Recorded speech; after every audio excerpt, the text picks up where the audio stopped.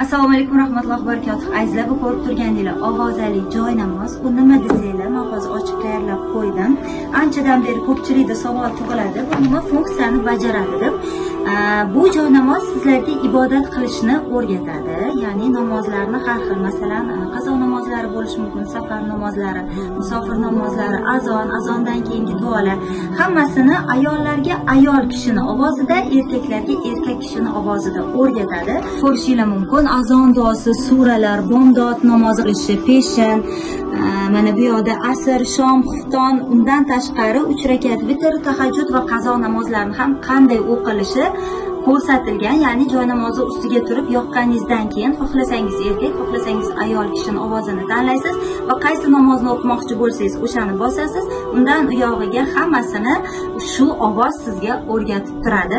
Batafsil yana ushbu profildan ma'lumotlarni olishingiz mumkin.